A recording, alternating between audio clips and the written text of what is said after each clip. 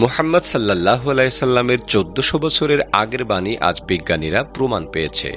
মুহাম্মদ সাল্লাল্লাহু আলাইহি সাল্লাম বলেছেন, পুরুষের প্যান্ট বা কাপড় পায়ের টাকনুর উপর পড়তে, অন্যথায় তারা জাহান্নামে যাবে। সহিহ বুখারী হাদিস নাম্বার ৫৩৭১। বিজ্ঞান বলে, পুরুষের টাকনুর ভিতর প্রচুর পরিমাণে হরমোন থাকে এবং তার আলো বাতাসের প্রয়োজন হয়। তাই কেউ যদি তা খোলা না রেখে ঢেকে রাখে, তাহলে তার যৌন শক্তি কমে যাবে এবং বিভিন্ন রোগে আক্রান্ত হবে। মুহাম্মদ সাল্লাল্লাহু আলাইহি সাল্লাম বলেছেন, ভ্রু প্লাগকারীর উপর আল্লাহর লানত। সহিহ বুখারী হাদিস নাম্বার ৫৫১৫। বিজ্ঞান বলে, ভ্রু হলো চোখের সুরক্ষার জন্য। ভ্রুতে এমন কিছু লোম থাকে, যদি তা কাটা পড়ে যায় তাহলে ভ্রু প্লাগকারী পাগল হতে পারে অথবা মৃত্যুবরণও করতে পারে। রাসূলুল্লাহ সাল্লাল্লাহু আলাইহি সাল্লাম বলেছেন, নেশা জাতীয় দ্রব্য খাওয়া হারাম। সহিহ বুখারী হাদিস নাম্বার ৬১২৪। বিজ্ঞান বলে, ধূমপানের কারণে ফুসফুসের ক্যান্সার, ব্রঙ্কাইটিস ও হৃদরোগ হয়ে মানুষ মারা যায়। ধূমপান করলে ঠোঁট, দাঁতের মাড়ি, আঙ্গুল কালো হয়ে যায়, যৌন শক্তি ও ক্ষুধা কমে যায়, এমনকি স্মৃতিশক্তিও কমে যায়। রাসূলুল্লাহ সাল্লাল্লাহু আলাইহি সাল্লাম বলেছেন, পুরুষের জন্য স্বর্ণ ব্যবহার হারাম। মুসলিম হাদিস হাদিস নাম্বার ১৬৫৫। বিজ্ঞান বলে, স্বর্ণ এমন একটি পদার্থ আছে যা স্কিনের সাথে মিশে ব্লাডের মাধ্যমে ব্রেনে চলে যায়, আর তার পরিমাণ যদি ২:৩ হয়, তাহলে মানুষ তার আগের স্মৃতি সব হারিয়ে ফেলবে।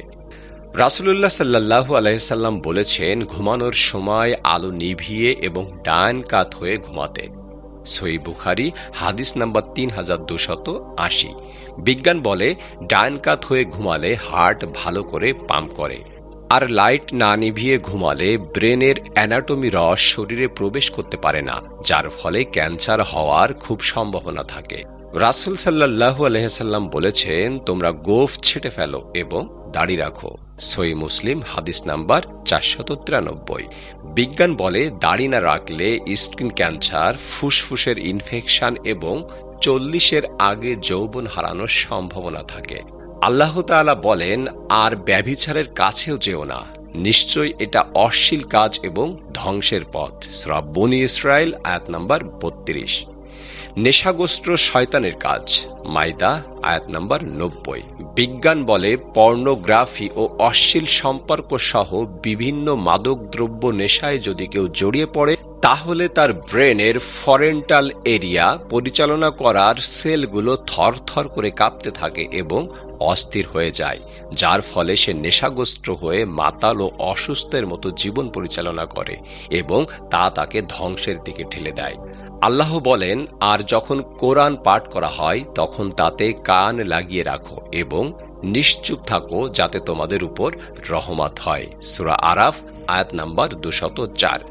বিজ্ঞান বলে, কোরআনের সাউন্ড ওয়েভ শরীরের সেলগুলোকে সক্রিয় করে, অসুস্থতা আরোগ্য করে, বিশেষ করে হার্ট এবং ক্যান্সার রোগীদের, আর ব্রেনকে এমনভাবে চার্জ করে ঠিক যেমনভাবে ফিউজ হওয়া ব্যাটারিকে সচল করা হয়।